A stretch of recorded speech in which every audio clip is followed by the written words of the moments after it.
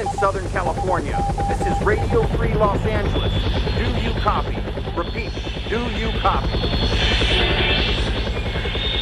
Now broadcasting from behind the Iron Curtain in the People's Republic of California, we bring you the voice of free men, free markets, and limited constitutional government.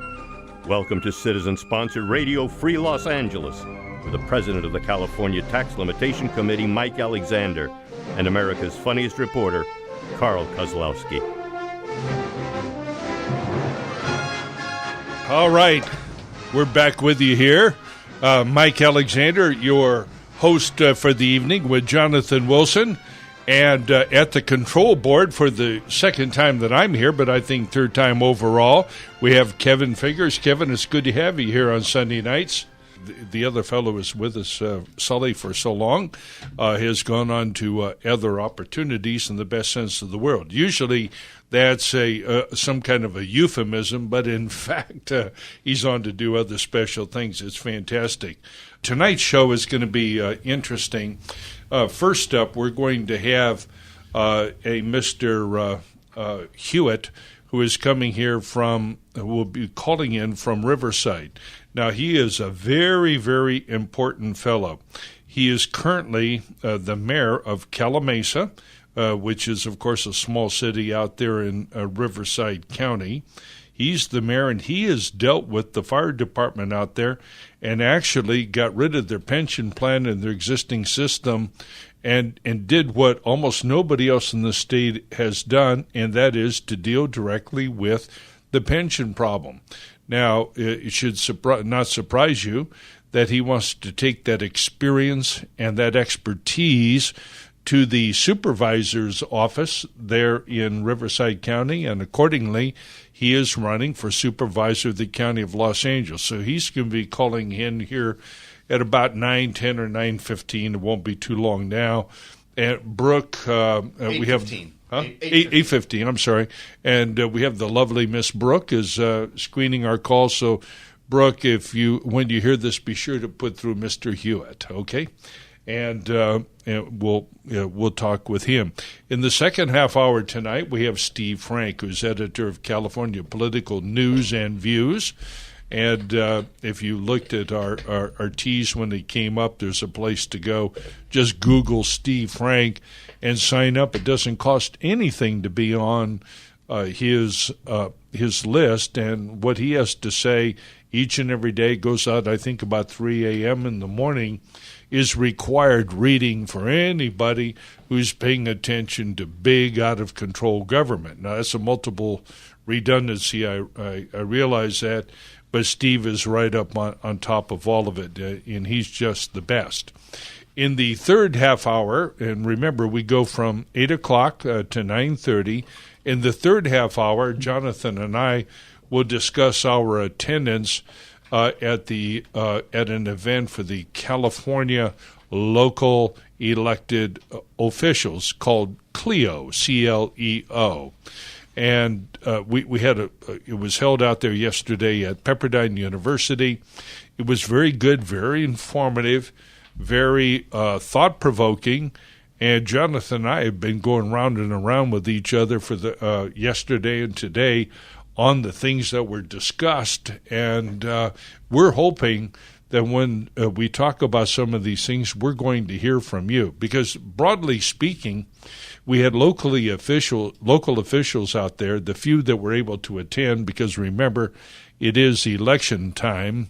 But we had local officials there who actually agree with us that there is a problem with big government. There's a huge problem with the pensions. There's a huge problem with out-of-control government employee salary and benefits, and they're determined to address the problem.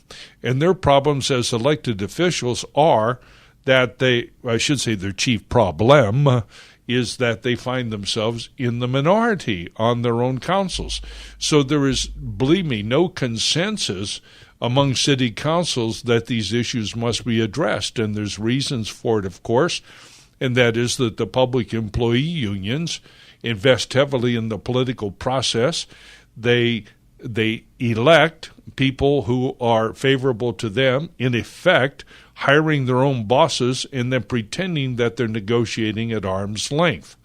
So any city councilman who complains about these arrangements finds himself or herself in a minority, a super minority. And we heard from Shelley Milne and Mike Robbins, yes, former city council, that basically said that they were all alone on their city councils, correct, trying to fight these issues. Correct. So I think it's pretty widespread. Yeah, it is. And so Jonathan and I are going to box around a little bit here in the third half hour between 9 and 9:30, addressing the issue that concerns us all, and that is, how do we get our fellow citizens engaged? Who are you out there? Why aren't you calling in? Why aren't you joining in with the California Taxpayers Union? Why, when we there are answers to these things, but our problems are so great that they ought to arouse and concern anybody with room temperature IQ who's paying attention at all, and yet they're not, and we find ourselves being overwhelmed by big government. There's a lot of thoughts on that, but I want all of you out there to think about this and call in, particularly during that third half hour, because we need to hear from you. This is listener-sponsored talk radio here, citizen-sponsored, and we need to hear your thoughts as well as your contributions. And there's a number of people that we're going to thank throughout the show that have started to come to the fore here, and we really appreciate their help. Now, we have on the line here, I'm not sure if we have Mr. Hewitt or not, but we have a Mr. Bill Mershine who's calling on behalf of. Yeah, this is Jeff, and I'm on the air. Yes. Oh, Jeff, you're there. Okay, good. Yeah. Good. Oh, yeah. No, all right. I'm on the air. Perfect. Jeff, we want to introduce you, Jeff Hewitt, Hewitt. Is that correct? That is correct. All right, great. And you are currently the mayor of Calimesa. Is that correct? That is correct. And you're a candidate for Riverside County Supervisor. When does that election come up, Jeff? Well, that will be in a primary. We have a jungle primary like pretty much everywhere else in California. Yes. On June 5th, and the top two, and there are 5 people running, so the top 2 of us will go on to the November general election. Okay. How are you doing out there so far, Jeff? Well, so far, everything we've been doing and checking is showing us that we're slightly ahead, but not enough to be at all feeling really, really comfortable. I like where the momentum's gone. It's a big campaign. It's a big county. Yes. The Riverside 5th District alone, which I'm running for, the 5th District seat, is 485,000 people. The entire county is 2.4 million, so it's a large race.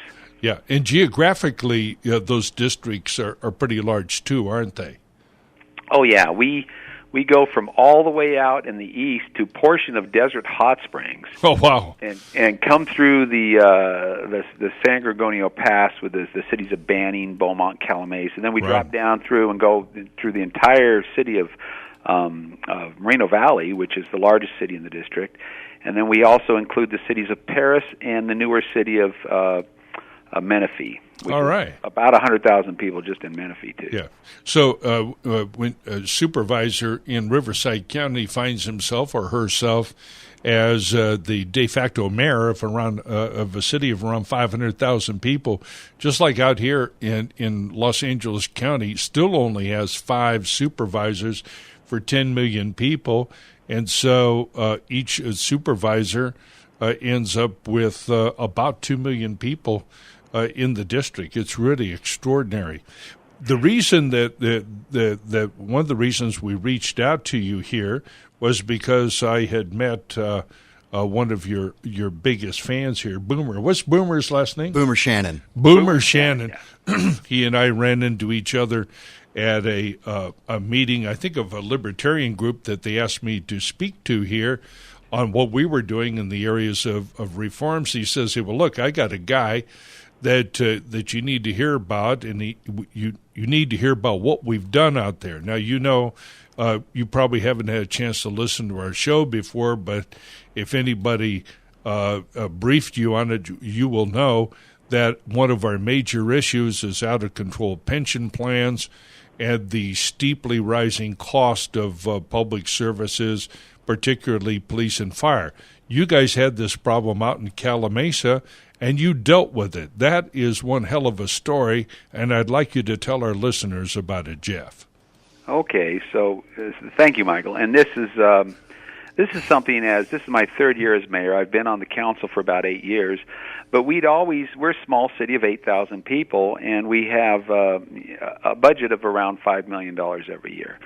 And typically on any city, you'll see police and fire, which is public safety, take up anywhere from 55 to as high as 80% of their budget. So right. it takes the lion's share. Well, we had been, ever since our inception, 27 years ago, we had contracted for police and fire through the county. All right. Hey, Jeff, hang on. I've got a break coming up here. You're about to start a very interesting part of the story. This is Mike Alexander, Jonathan Wilson, Radio Free Los Angeles. Go to radiofreelosangeles.net. Give us a little love there. Keep these kinds of important messages coming on, and call us and be part of the show. We'd love to hear from you. 866-870-5752. Back in a second. All right. This is Mike Alexander back with you. We have as our guest here tonight Jeff Hewitt, currently mayor of Calimesa and candidate for the 5th District supervisorial seat in the county of Riverside.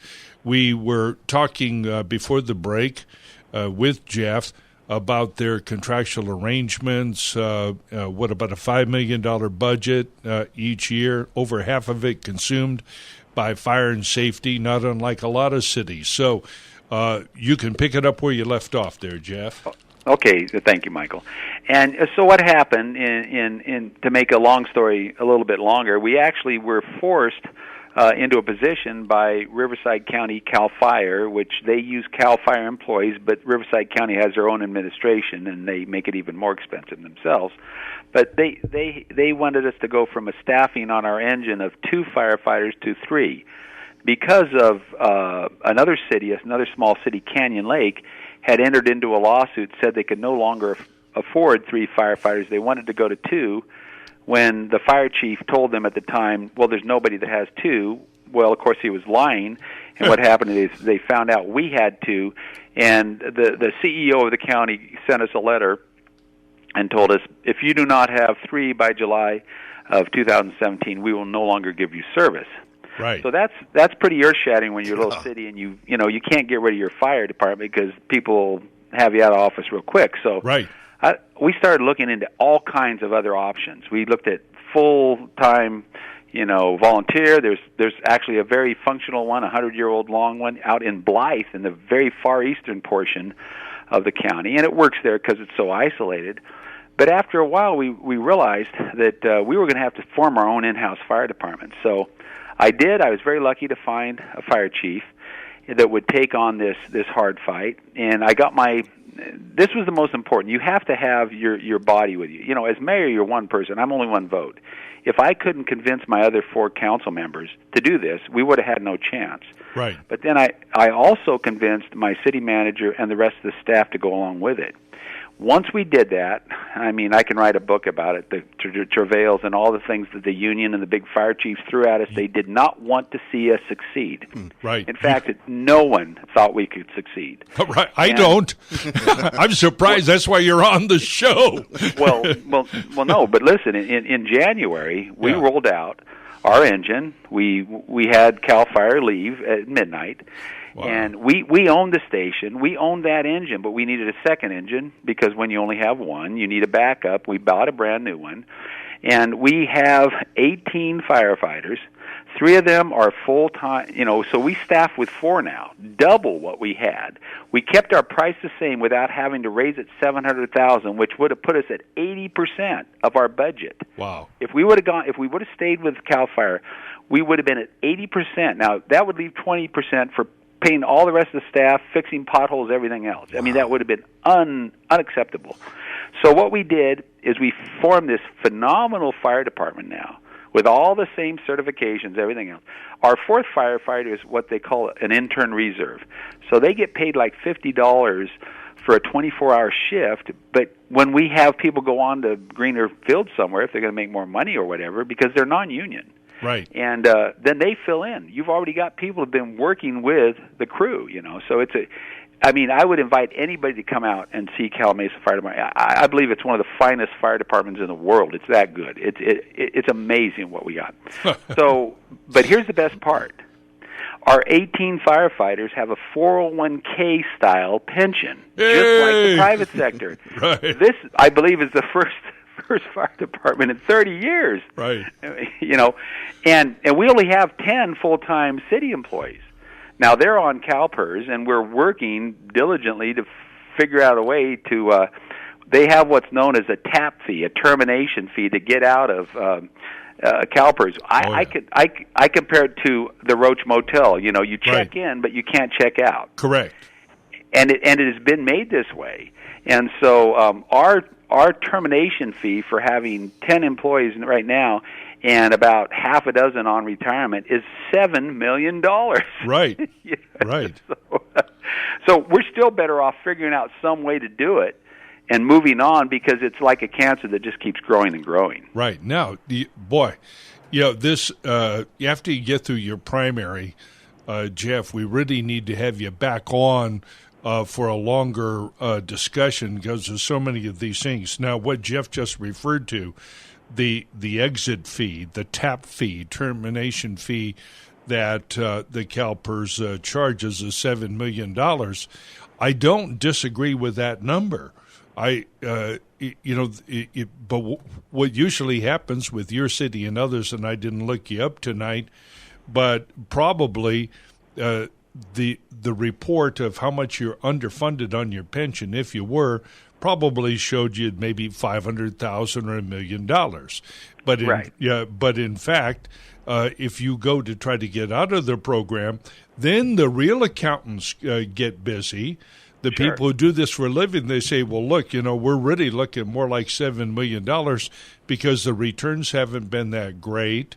We're not going to get 7 or 7.5% per annum compounded, and therefore you're going to have to pay us $7 million. And frankly, whatever it is that it costs you guys out there, Jeff, you're better off shutting this thing down now, because the hole was just getting deeper. Oh, Michael, you've got it. It sounds like you've studied it. This is the biggest fraud that's ever been put upon the American people. Yes. What has happened is when they sold it back in 1999, they're sitting around going, okay, we're going to get an 8%. It wasn't 7.5% then. They were saying we're going to get an 8% average return over the life of this. One of the guys there asked, what if we get 14%? And they all giggled, and they said, we won't have to put anything in. And then somebody asked, what if we only get 4%? Right. And the main actuarial said, that would be catastrophic. Yeah. Guess what we've gotten? We've gotten 3.9. It is right. Catastrophic. Yes. And you know what that TAP fee is figured up on? A return of 2%. How can you come and sell something at 8% and then say, oh, no, if you're going to get out, we're only going to give you 2%? That is a huge fraud. Yeah, and that's being done all over California. Yeah, by the way, I don't know that it's 2%, but it is under 4%. And it's commonly referred to as the risk-free rate of return. But whether it's 2 or 3 or 3.5, your point, Jeff, is exactly right, and that is that it's not 7%, it's not 8%. What it is catastrophic, just like that actuarial said. He was the guy in the room, who runs these numbers, and he's got no control over it. He's telling him. No. But the other crazy thing that happened was they went from basically a 2% for up to 20 years to a 3% up to 30 years, and there was no corresponding increase in the amount that was going to be funded by CalPERS. But the worst thing is exactly what you pointed out here, and we just had this beef up in the city of Sierra Madre. That's another matter altogether. But the fact is that CalPERS and every city in this state is in effect keeping two sets of books.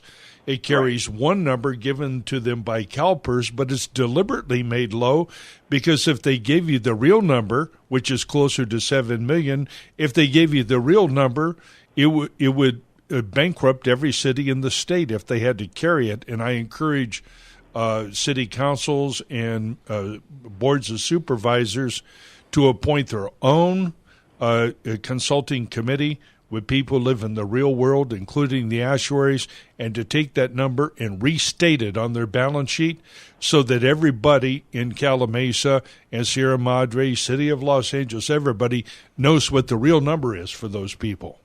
Well, then can you imagine what their credit rating would be? That's right. It'd go in the toilet where it belongs.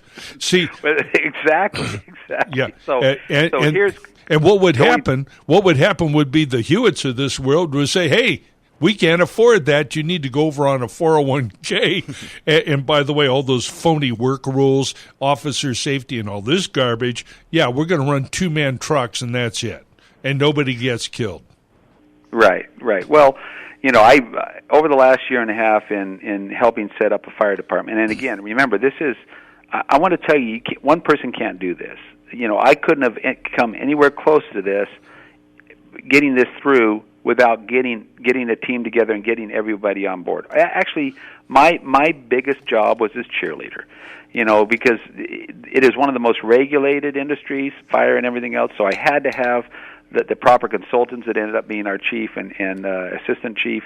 But a great city manager who's a CPA and knows numbers and everything and had seen cities deal with this stuff before, saying, "Jeff, you don't understand how hard this is." But when you get everybody together and get them working, and that's what good leadership is. It's all about getting everybody on the same page, and you leave all the other stuff. You got to focus on one thing if you're going to do it. And this would have run our city bankrupt, or I would have had to raise taxes a whole lot on a lot of people that are making $14,000 to $16,000 a year on Social Security. That's not right. No, it isn't. And we're accumulating these obligations. And up here in the San Gabriel Valley, we have people in very affluent communities, all of whom are millionaires just because of where they live, right? And they're accruing all these obligations and they're not paying them. They're just going to pass them off to the next buyer or the next homeowner. Now, Jeff, do you have a website? We're coming up on the end of our hour. Do you have a website where people can go and support you and your candidacy? That's right. My website is very easy to remember. It is votehewitt.com. That's VOTEHEWITT.com. And you can come on there. You can see a lot more about what we're doing. We've got a very, very energetic campaign. We're going to win this, and we are going to make some great changes and keep Riverside County from going bankrupt and becoming the best county in the world, which it should be. Absolutely. Jeff, I hope this is not the last time we speak with each other. I hope that no matter what happens, you will come back on the show here and tell us more about your experience out there. We've had Jeff Hewitt, candidate for Riverside Superior Court. Go to vote Riverside County Supervisor. You got it, votehewitt.com. We'll be back after the break.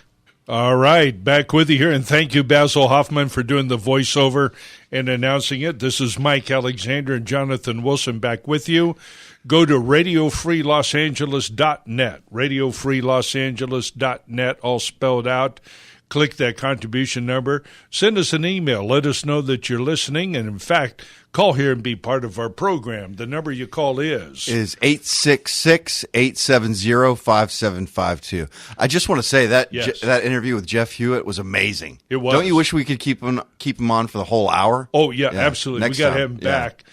And maybe if those guys can get up here, we ought to have a seminar on how to do it. Yeah.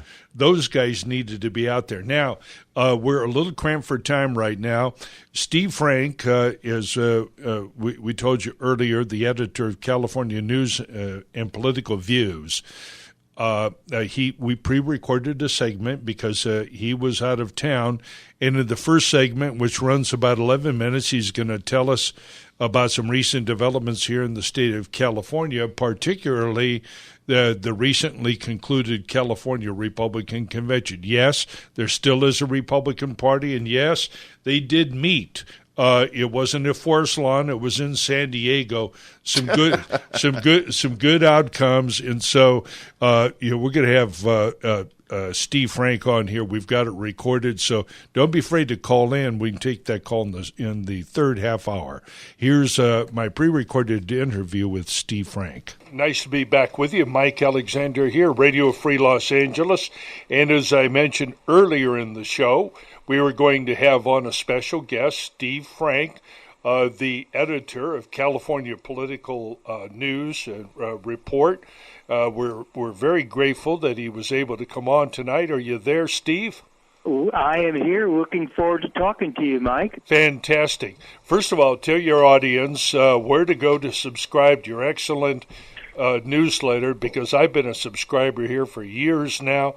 It's mandatory reading around my place. Where do they go to subscribe?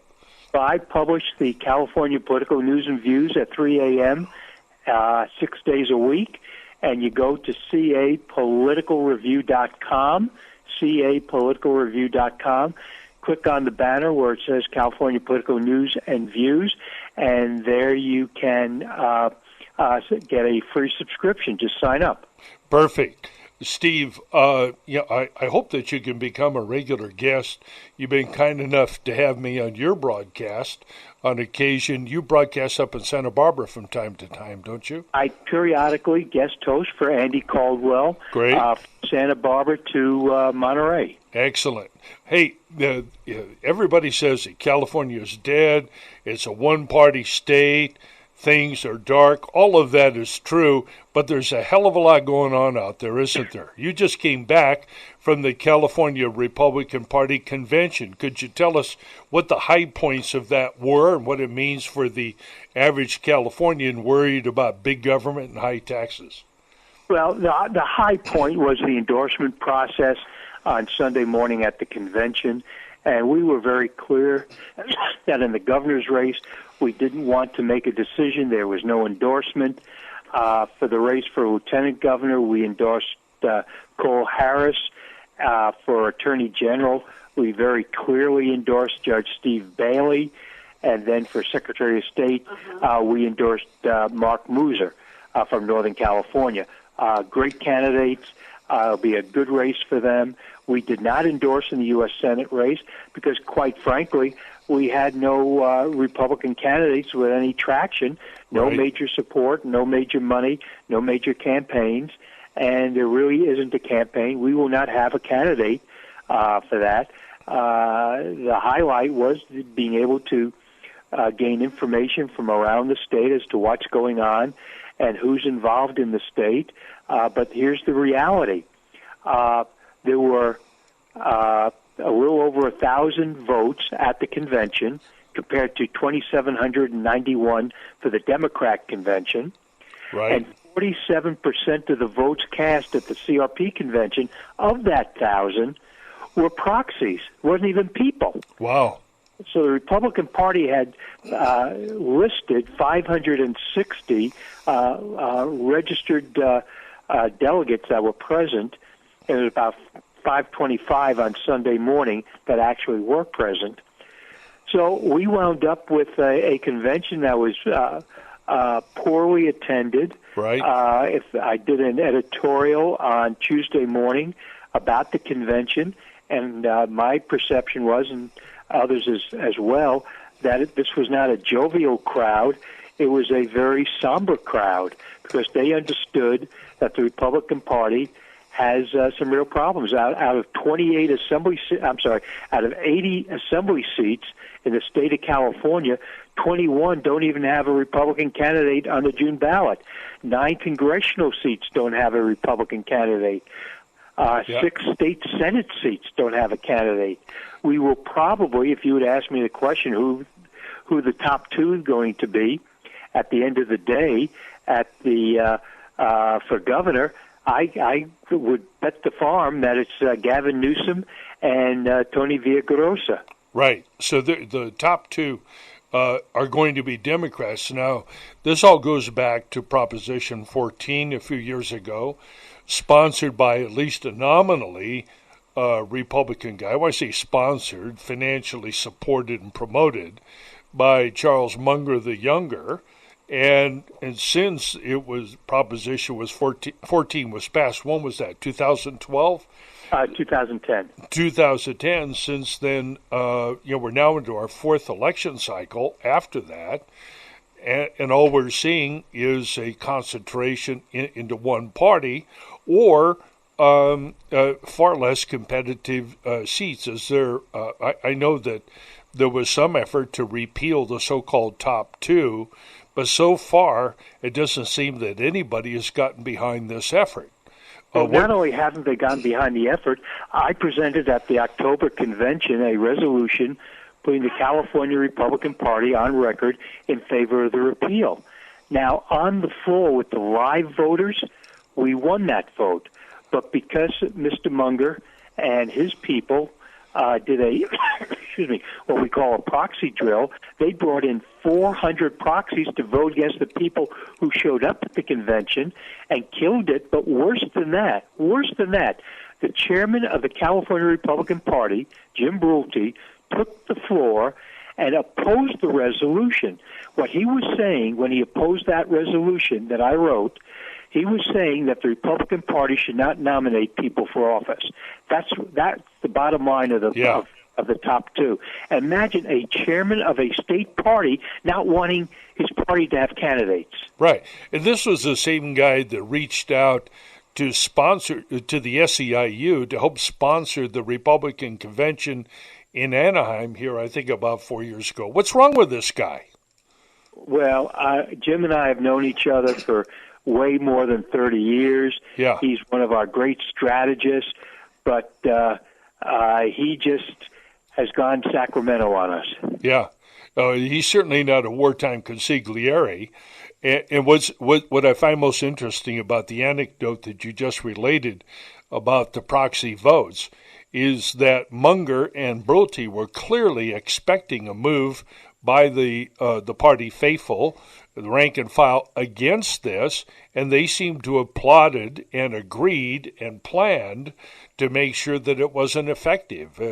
Is that a fair interpretation of what happened? Under the rules of the party, resolutions have to be submitted 20 days before the start of the convention. Mm-hmm. So they knew, and I had told Senator Brulte months before that I was going to do this.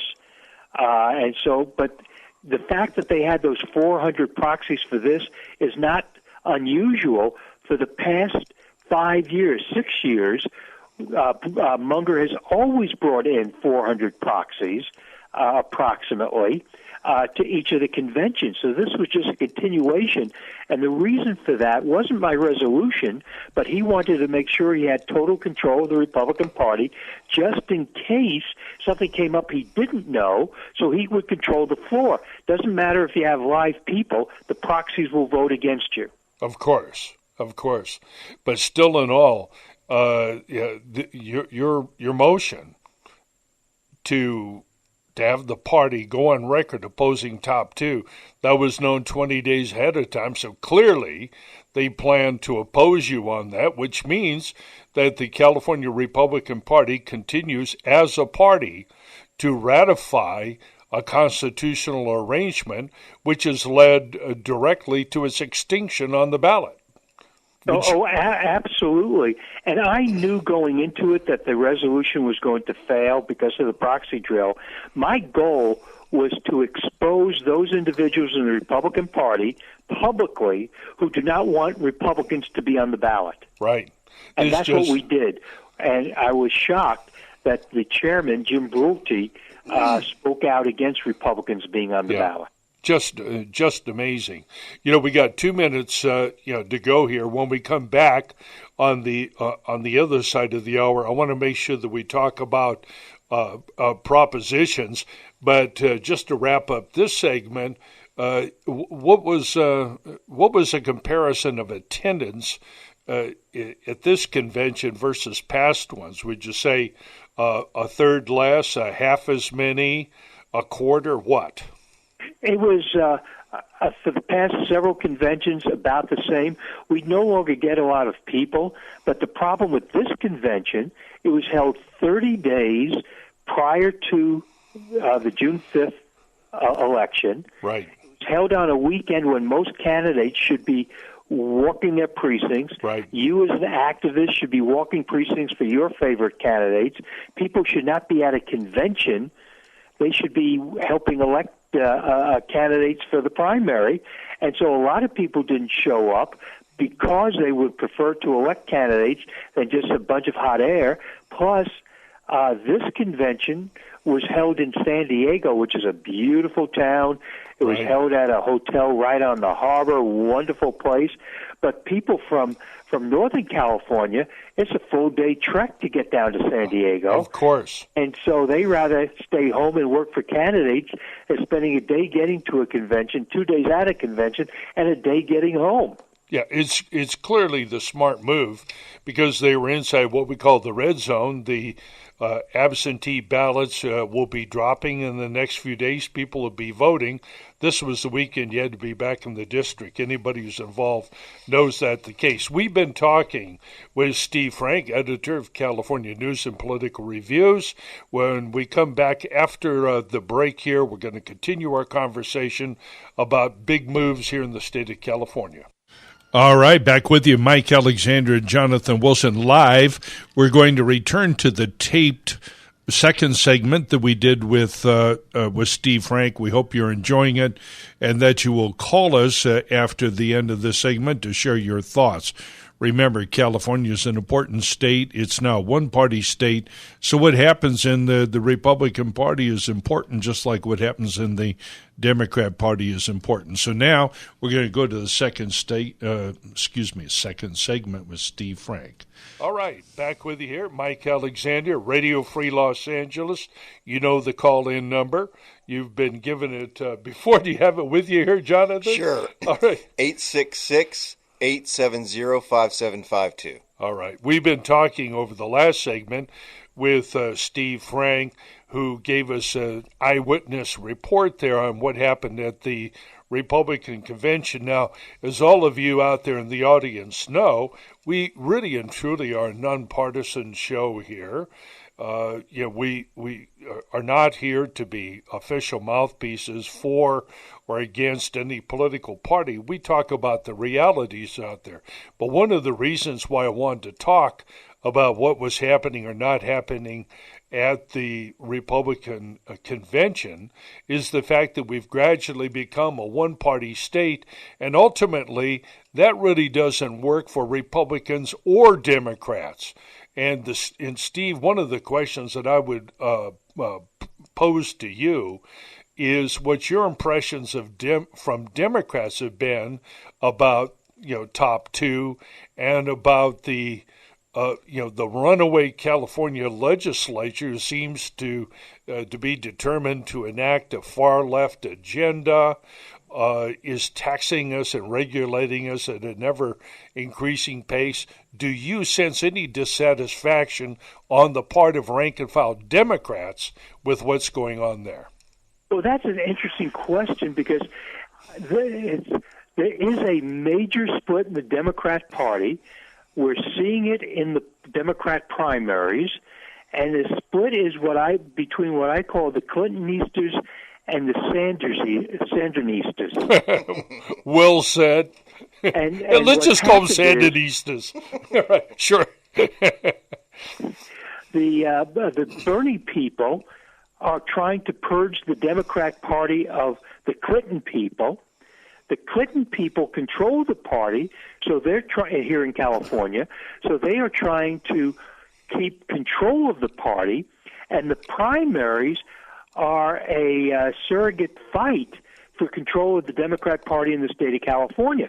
And you will see people, for instance, early on, Dianne Feinstein, who is as left as they come from San Francisco, was being accused of being a Trump supporter. I know. Can you believe it? But she was supporting Clinton, and it was the Sandinistas who were saying that she really supported Trump because she made the statement that she hoped that she could work with the president. Now, if you're a United States Senator, regardless of your party, you should hope that you would be able to represent your state in the White House and get things that you need for your state from the White House, and that you have a cordial relationship with the president, not necessarily a friendly one, but certainly not an adversarial one, so you can help the people in your state. And Yes. the progressives don't want that. The progressives want Dianne Feinstein to demand the immediate impeachment, and she refused to agree to that, so now they consider her a Trump supporter. Right. Now, and you're so right in describing the political dynamics inside the party. My question to you, and maybe you don't have any direct experience with this, but my question to you was whether you felt that on the part of the rank and file, not necessarily the political activists, but on the part of the rank and file, whether there is any dissatisfaction with their own party. We're certainly seeing a lot of it here in Los Angeles, but I didn't know if you'd observed any of it. Actually, yes. And interestingly enough, it's on an issue that you and I agree with, and are shocked, I am, that so many Democrats will agree with us, their opposition to SB 54, the sanctuary city. The Right. issue is not illegal aliens.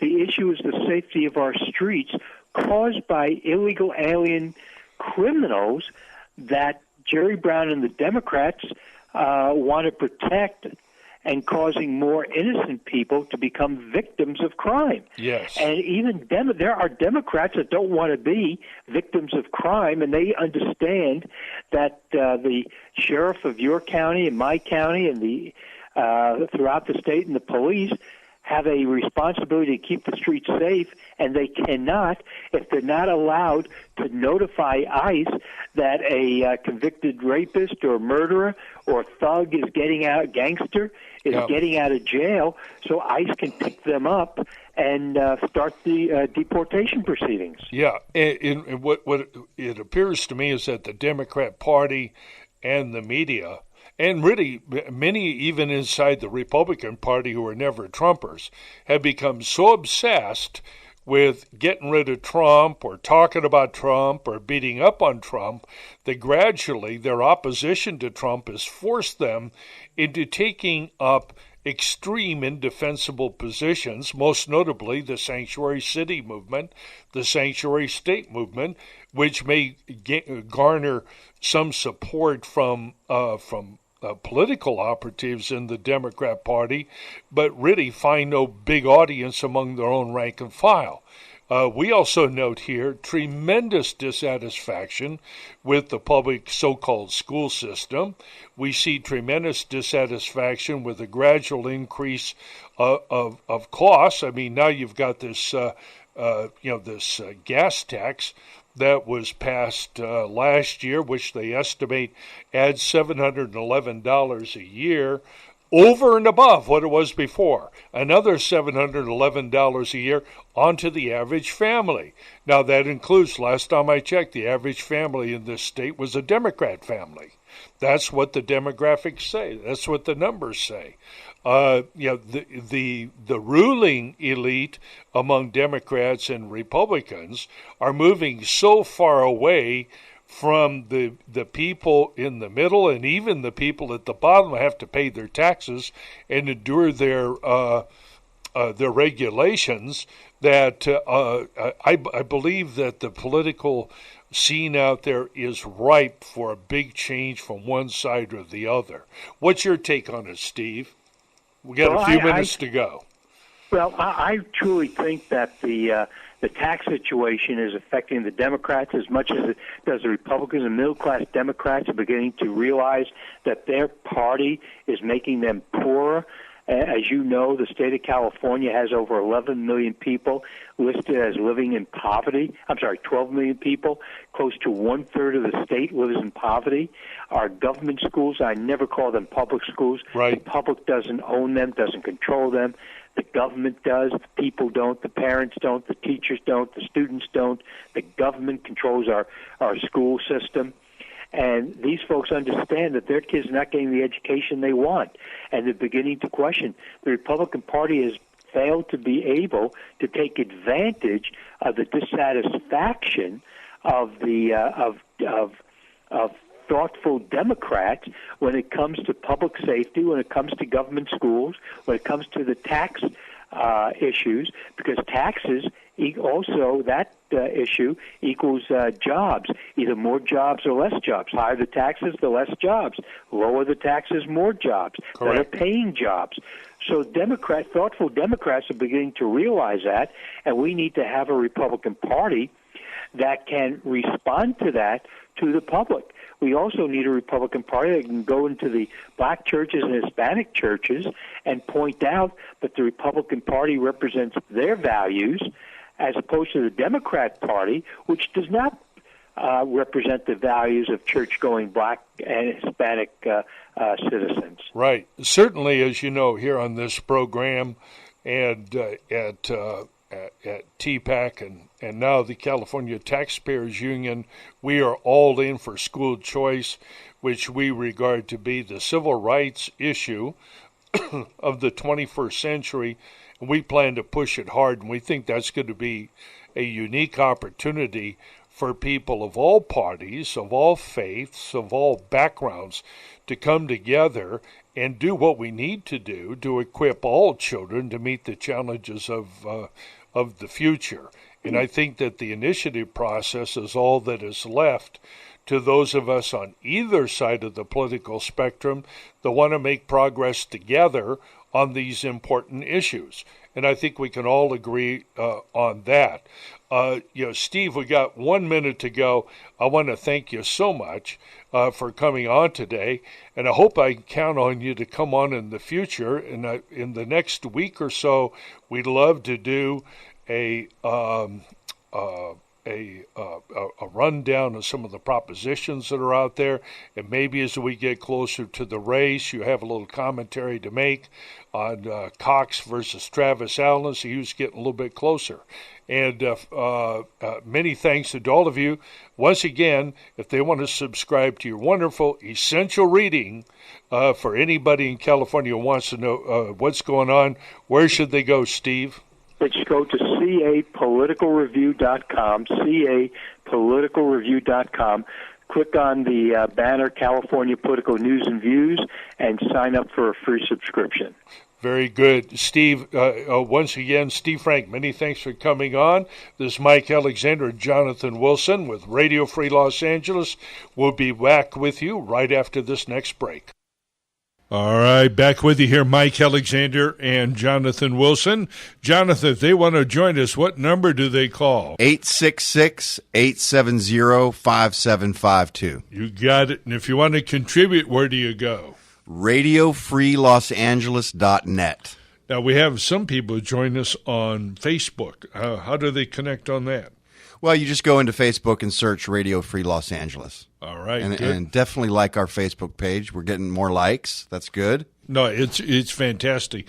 In the second half hour, as we mentioned earlier here, we're going to talk about the CLEO event that we attended yesterday. That is California Local Elected Officials. That was a program put on for California local officials, mostly city council people, by the California Policy Center, which is located, headquartered down in Orange County. And these guys are a tremendous kind of think tank policy organization, and they are very, very passionate about what they do. We're going to talk about that event that we attended yesterday. I want to have a conversation with you about issues of engagement and why more people aren't engaging at a more effective level. I have my thoughts. I'd love to hear yours. I'm certainly going to solicit Jonathan's input into this. And then, of course, at the end of the half hour and the end of the show, we will have our ever popular, ever stimulating Government Grifter of the Week award. And in fact, it is. We were going over it while we were listening to those taped interviews, and poor Jonathan, he's perplexed and confused. He's struggling. All of the nominees come from the Los Angeles allegedly unified so-called school district. Well, I didn't realize they had their own police department. Oh, indeed they do. That's amazing. Yeah, and they also have tree surgeons. Right. Well, I'm sorry. I'm getting don't give away my nominees. Yeah, but we got plenty of others in, and we're going to read off some of those salaries. You know, we have visions of these poor, beleaguered, beset, impoverished teachers who are struggling away in the barrio, in the ghetto, just barely getting along and suffering all of the slings and arrows of outrageous fortune on our behalf. It's truly touching. Wait to hear some of these salaries. I want you to go through some of those salaries and how many of them there are. I mean, they're like roaches. They're all over. Yeah, it's kind of impossible to cover it in an hour and a half. Yeah, I know. That's just the list. In any event, going back to the top, we'd love to hear from you about what you think about the show and what we're doing. You know, we here at Radio Free Los Angeles, we're not here to run a regular news show or talk radio show. That's not my career. Many of you people out there, I can hear you saying, boy, that's lucky because you're not very good at it, pal. All right, fine. I could take the criticism. But what we're really here for is not to build a second or third career in radio or to hear ourselves talk or even to hear you talk. What we're trying to do is to find out what it's going to take for all of us to have a conversation and then take concrete, effective political action. That's the challenge that all of us have. Talking about the problem, oh my gosh, we already have talk shows that do national. We have some local people that do great jobs. They don't need another talk show host or somebody else talking about problems. The California Taxpayers Union, which we have rebranded ourselves as, this is designed to be a rally point, a place for you to come to, an organization that you can be part of, where you can learn what's going on in this state, and most importantly, learn what kind of political action that you can take. That's what we're all about. Now, why did I have Steve Frank on there? Some people send me little notes. They say, oh, God, stop with the Republican stuff. Or don't be too partisan, Mike. We want Democrats to listen. Hey, look, these parties, neither one of them represent us, and that was the whole point of my last question to Steve Frank, and that was, how well do Democrats think that their Democrat Party is representing them? And the answer to that is not very well at all. And listen to what Steve said. Now, he's one of the smartest guys in politics in the state of California. What he said was that the Democrat Party, as constructed, represents a struggle between two strong men. One of them's a strong woman, with a back brace reinforced. But you got Sanders and Clinton. That party isn't there to serve you or to serve the constituency. It's there to serve the specific, narrow electoral interests of two national candidates. Has nothing to do with the rest of us. And, of course, the party is there to spread around the money, to keep the public employee unions happy, to keep that graft flowing, and to let the nutcase left-wing liberal professors propose any kind of garbage they want, so long as the outcome is it grows government, so long as the net outcome is it promotes the electoral interests of one candidate or the other. Those parties don't represent you. The Republican Party had similar problems over the years, where what it does is heavily focus on the electoral interests of a certain number of candidates. Well, now they don't even have the candidates. And those goofballs that run the party in the state wouldn't even sign on to a repeal of Proposition 14, which would restore the primary system. And the net effect of it was that we're probably going to have 2 Democrats on the ballot for governor, Gavin Newsom, and who's the other one? Villaraigosa. Villaraigosa. Tony Villar. Yeah, the Tony Villar, whatever the name he's going under these days. and this guy, oh man, we've got to have a special edition just on the ads that these clowns are running. But in any event, you've got a couple Republicans out there, and my disappointment is not that there isn't a Republican on the ballot. My disappointment is that there's no competition between the parties. There's no competition of ideas. There's no competition of message. And frankly, that's the way that they want it. We're gradually being transformed in this country, and more immediately and more rapidly in this state.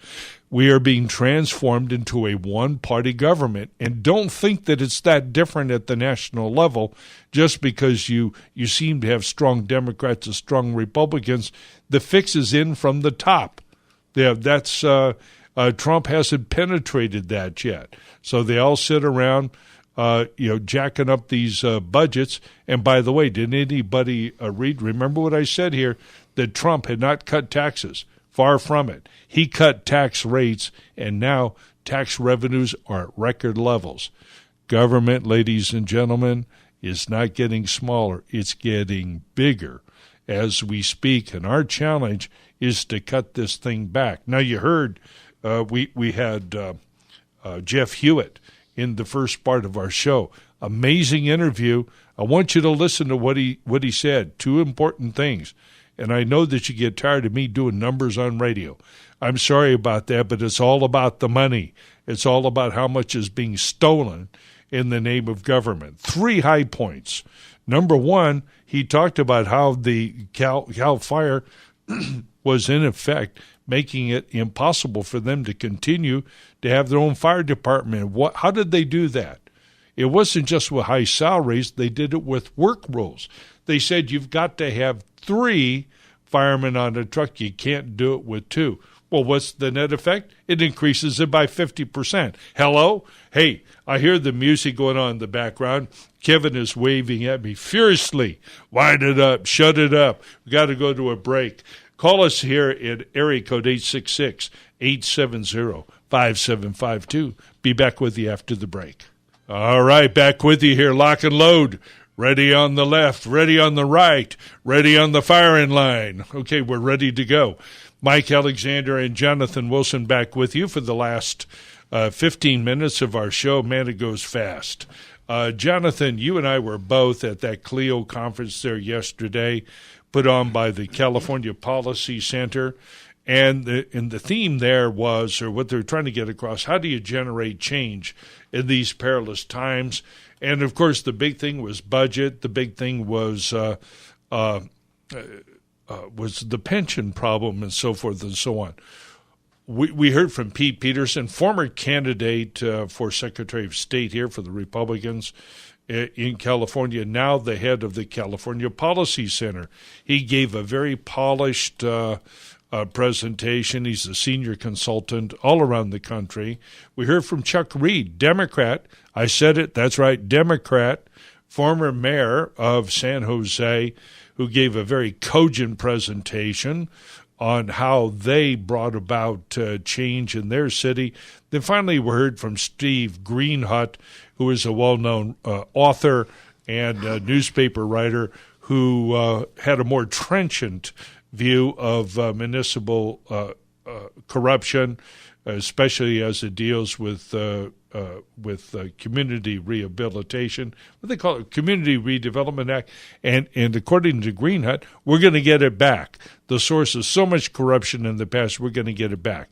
But the big theme was, how do we generate consensus? What do we do?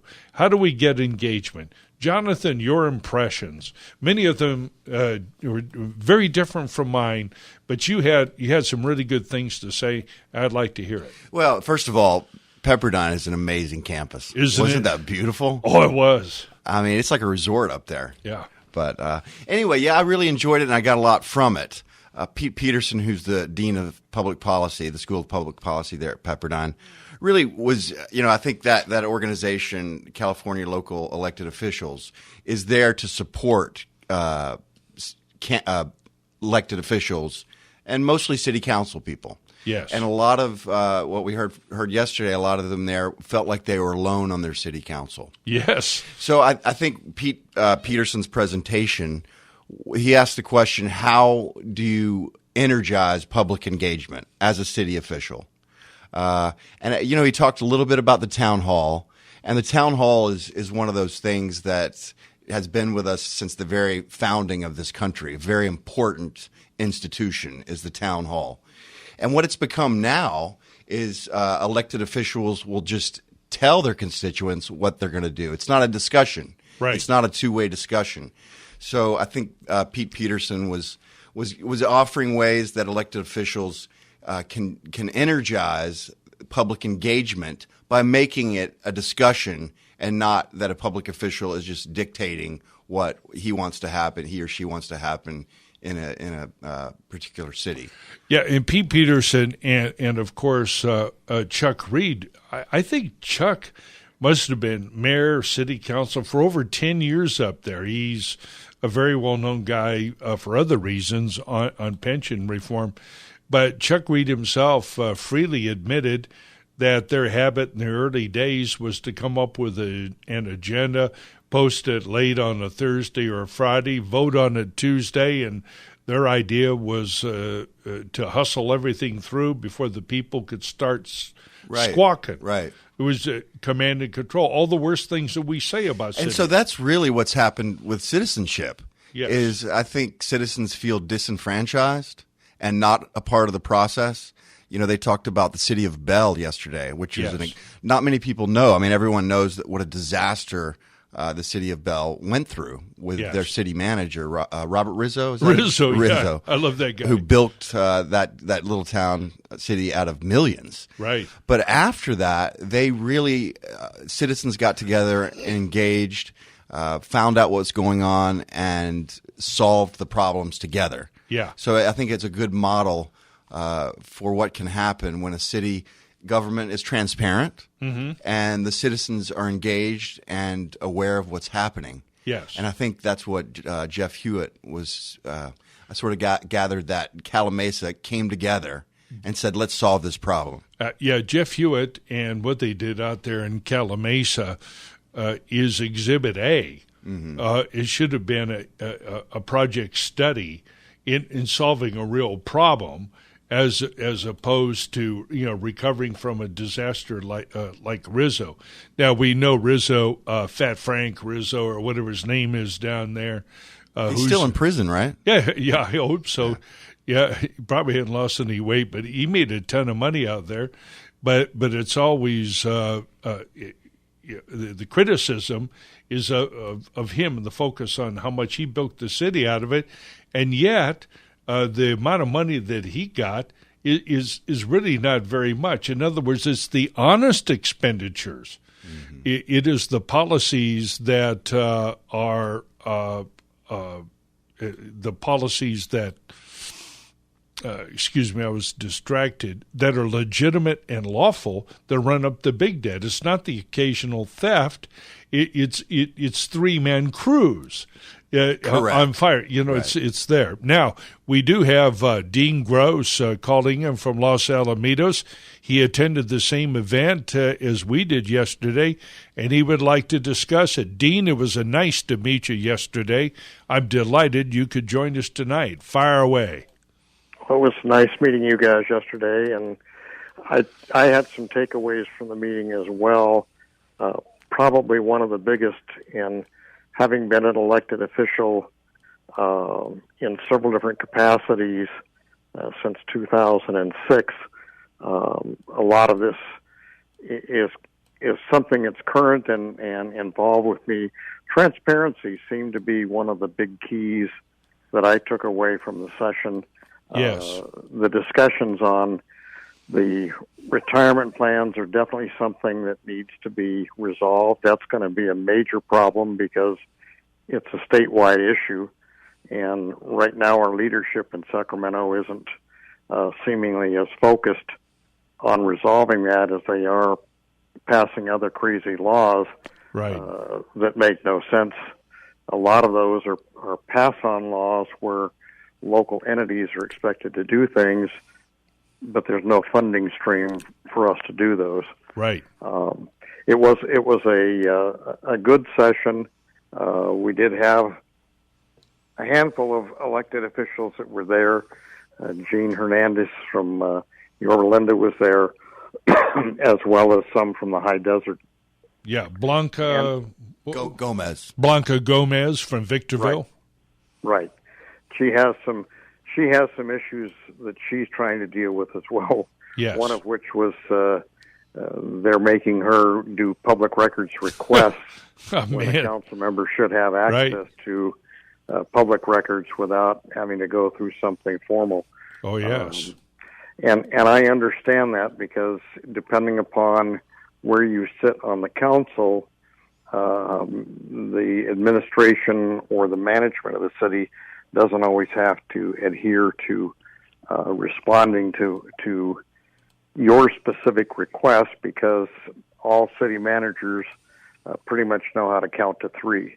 Yeah. And or five if it happens to be a 7-member council. Right. And so it is, I sympathize with her, and it is one of those issues that we have to get past. And part of this is part of what we're doing out here. If you were listening to the show earlier, you know that we're not trying to run a talk show for its own sake. Our objective, our outcome, is concrete, effective political action, and I think that's part of what that conference was about yesterday.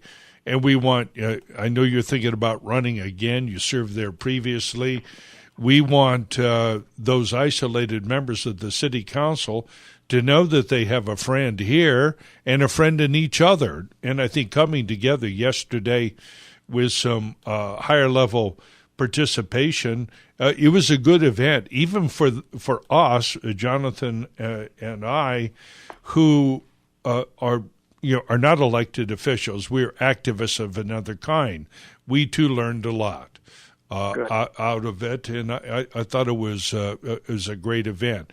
Dean, we're coming up on a break. We have to wrap it up here. I hope you won't be a stranger to this station, and that you will call in as you hear these events coming up and offer us your unique experience and your perspective from your career as a public official. We really appreciate it. Thanks, Dean. Yeah, thanks, Dean. All right, now we get in. Hey, are you awake in there, Kevin? Ha! This is it. Hey, thanks so much, Kevin. Music, please, Maestro. It's our favorite time of the week. And now, live from Glendale, California, it's this week's Government Grifter Award. Oh, man, you're loaded tonight. Wow, this is a special one tonight. I've got goosebumps. I know. I didn't print it out. Marcy got it to us by email. And, Marcy, you have taken cynical advantage of your position. It's amazing. And she hit us with this. It's like standing in front of a runaway tennis ball machine. I think we had to go through like 15 or 20 pages to find them, and there are so many good ones. All right. I think we're going to post this on our website tomorrow, so stay tuned. It's got to go. And by the way, in the future, if we forget, we're thinking about posting this up at the beginning of the show, so you said in your nominations you could go through it. So give us the highlights here. All right. Well, the first nominee, and these we get all this information from Transparent California. Yeah. So these are 2016 total pay and benefits. Okay. And it's from the Los Angeles Unified School District. It could be more. As we mentioned earlier, we found out I didn't know they had their own police department. Worse than mall cops. Can you imagine going to school with those lowlifes? Okay, the first nominee is the Chief of School Choice. What the hell is that? I have school no choice? idea. I didn't think they were for school choice. Yeah. But anyway, the Chief of School Choice at LA Unified makes $202,000 per year total pay and benefits. Unbelievable. So I don't even know what they do, but if anyone knows what the chief of school choice does, please let us know. Oh, call us. We want to know. All right. Next nominee. Okay, the next nominee is a sergeant with the police department at LA Unified. Uh-oh. And this sergeant, 2016, total pay and benefits. I've got an image of Mel Gibson, right? Yeah, it's probably Mel Gibson, with his Beretta. Mel Gibson should make this much money. Right. So this sergeant, this is not the police chief. Yeah. This sergeant is raking in over $292,000 a year. $292,000 for a campus security cop. Exactly. Whoa, man. Exactly. Yeah. Now that's pretty smoking hot. Have you got a third nominee? We do. This is an interesting title as well. And if anyone knows what this is, you can please let us know. Email us, Facebook us. The Chief Academic Officer. In a failing school system makes how much? Over $301,000 a year. Holy mackerel. For the Chief Academic Officer. Had to have that extra. And I've got a special honorable mention. All right. But just because it's such a unique title. Yeah. The Senior Tree Surgeon. Senior implies that there's a junior and a whole bunch of other I'd roaches. like to see the outfit that he wears. Does he wear it? Does he dress like a surgeon? But anyway, so this Senior Tree Surgeon is pulling in over $106,000 a year. Oh my God! And you wonder, and they have the worst education. So-called education in the country. It's absolutely out there. All right. So the winner, drum roller, the winner of this week's Government Grifter Awards goes to the Chief Academic Officer at $301,000 a year. Correct. All right. Now we want you to call in here. Remember, 866-870-5752. We want to know what you do for that kind of money. You call in here. Hey, you may not like our tone, but by God, we have fun over here. It's been another great week with you here. We hope that you'll join us next Sunday night, same time, 8 o'clock to 9:30. We'll pick it up talking about all the great things going on in the state. Mike Alexander, Jonathan Wilson, good night. See you next week. See you later.